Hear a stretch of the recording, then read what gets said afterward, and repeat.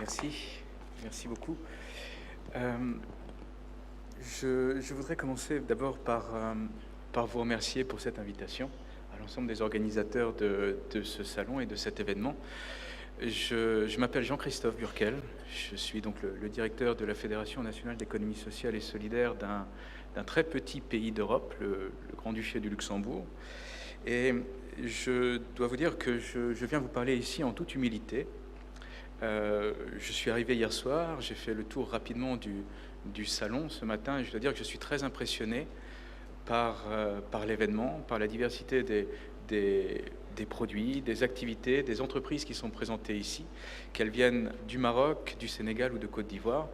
Je dois dire que, venant du Luxembourg, je dois dire que la richesse et la diversité des entreprises sociales qui sont présentes sur ce salon vraiment m'incitent à un maximum d'humilité en comparaison avec, bien sûr, notre économie sociale à nous au Luxembourg. Nous sommes un petit pays où l'économie sociale représente tout de même 8% de l'emploi. 8% de l'emploi pour l'économie sociale et solidaire, c'est un taux relativement important, y compris en comparaison avec la plupart des autres pays européens. Et je voulais vous parler aujourd'hui, en lien avec le sujet de la table ronde, que j'avais compris comme étant la relation entre économie sociale et solidaire et entreprise socialement responsable. Finalement, c'est la responsabilité environnementale et sociale qui est un petit peu différente, mais qui en fait se rejoint tout à fait.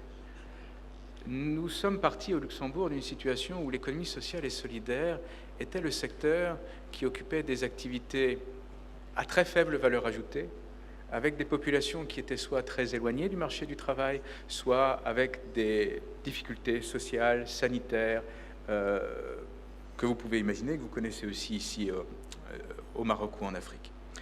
Nous sommes partis de cette situation-là, et progressivement, pour atteindre 8% de l'emploi, vous imaginez bien que ce n'est pas sur ces activités-là que le secteur s'est développé.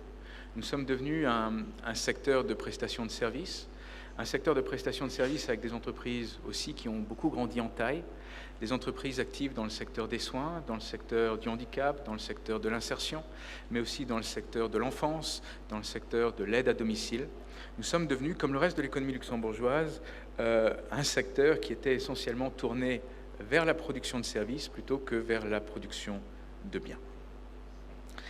Et dans cette évolution, bien sûr, se pose toujours la question de notre valeur ajoutée en termes social, en termes environnemental. Et bien entendu, notre valeur sociale ou environnementale, on la justifie toujours très facilement. Si on part de la situation de départ, on travaille avec les personnes en difficulté, on travaille avec des personnes éloignées du marché du travail, on travaille avec des personnes handicapées, on produit aussi des biens ou des services que le secteur privé ou que l'État ne produit pas. Mais petit à petit, on a commencé à travailler avec d'autres catégories de personnes aussi. On a étendu notre gamme de services. Et dans cette extension de gamme de services et dans cette extension aussi de taille de nos entreprises, se pose la question de notre responsabilité sociale et environnementale. Nous pensons véritablement que le secteur social, le secteur de l'économie sociale et solidaire est un secteur très innovant et que cette innovation ne doit pas rester en vase clos, ne doit pas rester au sein de nos entreprises, mais doit servir non pas de modèle ou de référence ou d'alternative au capitalisme, mais doivent servir de levier pour inciter à des évolutions dans les pratiques, à la fois des entreprises, de toutes les entreprises, et nous sommes nous aussi des entreprises, mais aussi dans les pratiques et dans l'action de l'État qui a été évoquée par M. Fouillet juste avant. Comment est-ce que nous envisageons les choses? Nous envisageons la relation avec les entreprises privées sous la forme de partenariat. C'est un des mots-clés que j'ai donné tout à l'heure.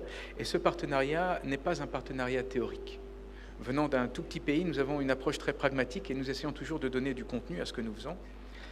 Et ce contenu se traduit par la mise en place très concrète de liens entre la Fédération, le réseau d'entreprises socialement responsables que nous avons au Luxembourg, et la mise en place, entre les membres de ces deux réseaux, d'ateliers concrets, d'ateliers de co-création, et notamment sur le thème qui a été évoqué précédemment, celui de l'inclusion financière.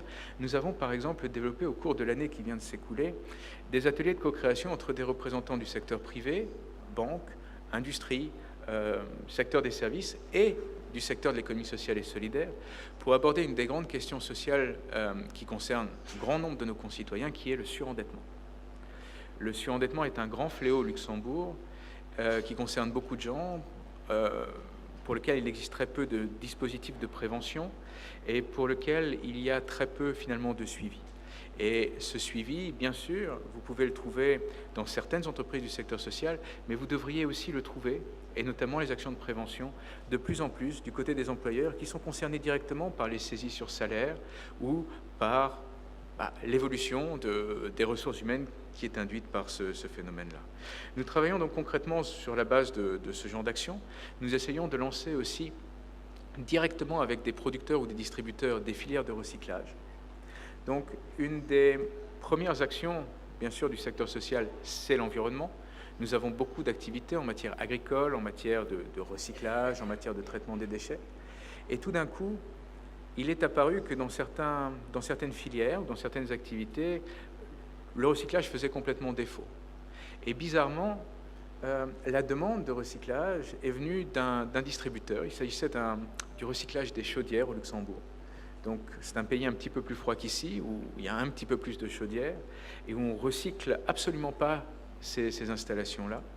Et tout d'un coup, l'idée de la mise en place d'une filière est apparue nécessaire du côté du secteur privé, du côté des distributeurs, du côté des producteurs. Et l'idée, assez rapidement, est venue de créer un partenariat avec nous, un consortium, avec l'économie sociale et solidaire, avec ceux de nos entreprises qui sont actives dans ce secteur-là, pour justement développer ce qu'on appelle aujourd'hui un projet d'économie circulaire, donc une innovation qui va dans le sens de, on l'espère, l'évolution de l'économie de manière générale. Donc, l'idée que je voulais avancer ici, c'est que nous essayons d'agir au concret, très concrètement, non pas pour améliorer notre empreinte environnementale ou notre action sociale en propre ou de manière isolée, mais vraiment de développer ça en concertation, en coopération directe avec les entreprises du secteur privé, de manière prioritaire. Nous pensons que, bien entendu, ces entreprises ont une expertise que parfois nous n'avons pas. Nous avons, nous, de notre côté, une expertise que parfois elles n'ont pas. Et que si on parle de responsabilité sociale des entreprises, souvent on arrive à la conclusion que ce sont surtout les grandes entreprises qui ont une responsabilité sociale et qui ont des labels de responsabilité sociale et qui communiquent sur la responsabilité sociale. Mais les très petites entreprises, notamment dans le secteur artisanal, ont aussi une responsabilité sociale. Et elles l'exercent au quotidien. Ce sont les entreprises familiales, ce sont les entreprises qui recrutent, ce sont des entreprises qui ont un véritable impact direct, territorial, environnemental, etc. Et je pense que nous pouvons créer des concertations beaucoup plus directes avec le secteur de l'artisanat au Luxembourg pour faire en sorte que cette responsabilité sociale des entreprises artisanales qui ne sont pas de notre secteur puisse aussi apparaître plus clairement à travers des coopérations que nous pouvons avoir avec eux. Nous avons eu la chance de recevoir au mois de septembre à Luxembourg, Madame El Mossali, secrétaire d'État marocaine à l'artisanat et à l'économie sociale et solidaire. Et je dois dire que je suis très admiratif du fait que ces deux secteurs d'activité soient gérés ou administrés dans le cadre d'un secrétariat d'État commun. Je dois vous dire aussi que c'est quelque chose qui n'existe pas en Europe. Je ne parle pas du Luxembourg, mais en Europe, de manière générale, ça n'existe pas. Et c'est très dommage, parce que la proximité entre ces deux types d'entreprises est absolument remarquable. Nous essayons aussi de travailler sur ce domaine-là au Luxembourg, et notamment à travers des coopérations avec la Chambre des métiers, parce que nous pensons que les problématiques sociales et environnementales de ces catégories d'entreprises sont effectivement très très proches. Et de ce point de vue-là, nous avons très clairement un retard que nous essayons de rattraper. Et je pense que ce retard est un retard au Luxembourg, mais n'est pas uniquement un retard au Luxembourg, et que cette concertation avec notamment le secteur artisanal doit aboutir aussi à terme, non pas seulement à une plus grande visibilité de la responsabilité sociale et environnementale de ces deux secteurs, mais aussi à une représentation plus équilibrée au sein des institutions de gouvernance démocratique au niveau national. Je ne traite pas de la construction de l'État, je pense que tous les États sont différents, que aussi l'économie sociale et solidaire varie beaucoup d'un pays à l'autre. Et nous savons que nous avons un secteur, comme j'ai dit, essentiellement de services. Peut-être dans d'autres secteurs, dans d'autres pays, c'est plus de l'artisanat. Dans d'autres pays, c'est plus de l'insertion, et uniquement de l'insertion, etc. Mais nous pensons que nous avons, en tant qu'entreprise de l'économie sociale et solidaire une responsabilité sociale qui devrait aussi être exercée au niveau des organes de représentation nationale. Et nous pensons que nous sommes, au même titre que d'autres entreprises, nous sommes nous aussi des employeurs qui devrions participer plus activement à ce que nous appelons au Luxembourg le dialogue national tripartite. La tripartite étant la réunion de haut niveau entre l'État, les syndicats et les employeurs, et que nous avons, ou que nous aurions à terme tout à fait notre place dans ce type de dialogue national. Je pense enfin qu'il est très important, en tout cas c'est la démarche que nous essayons d'adopter chez nous en termes de responsabilité sociale et environnementale, de ne pas rester cantonné sur les activités traditionnelles du secteur. Nous avons une contribution en termes de PIB, nous avons une contribution en termes d'investissement, nous avons une contribution qui va au-delà de la simple création d'emplois et qui doit se traduire aussi par une démarche plus proactive de la part aussi des pouvoirs publics pour inciter à des coopérations concrètes. Et vous savez peut-être qu'au niveau européen, un des grands thèmes actuellement, c'est la question de l'accès des entreprises de l'économie sociale et solidaire au marché public. Et sur cette démarche aussi, nous espérons être novateurs.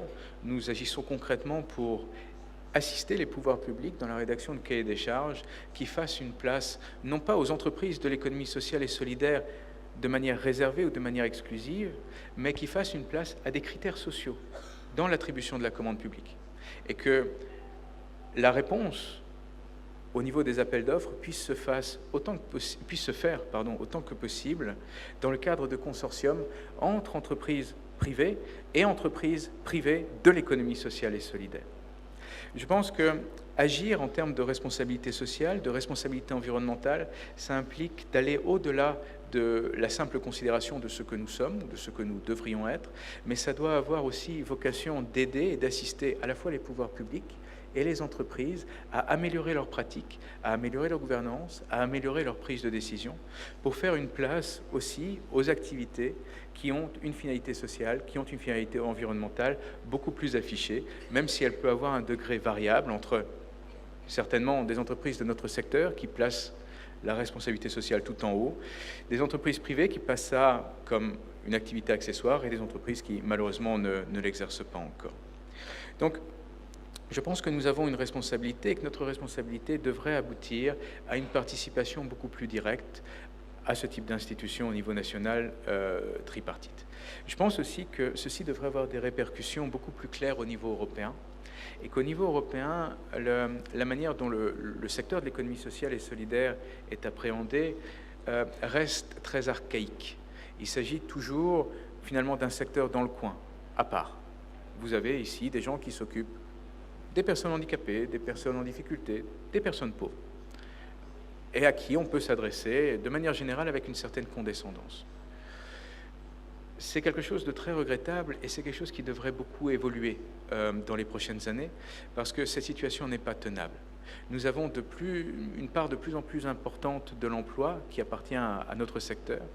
Et si vous imaginez que dans les pays développés aussi, vous pouvez avoir, et le Luxembourg est un pays développé, parmi les plus développés en termes de revenus par habitant, vous pouvez avoir jusqu'à 8% de l'emploi dans l'économie sociale et solidaire. Je pense qu'on a largement dépassé le seuil en dessous ou au-delà duquel on devrait être considéré aussi comme le reste de l'économie. Voilà, je m'arrête là. Je vous remercie encore une fois beaucoup pour l'invitation. Je suis tout à fait disposé à répondre à toutes vos questions. Et voilà, merci beaucoup.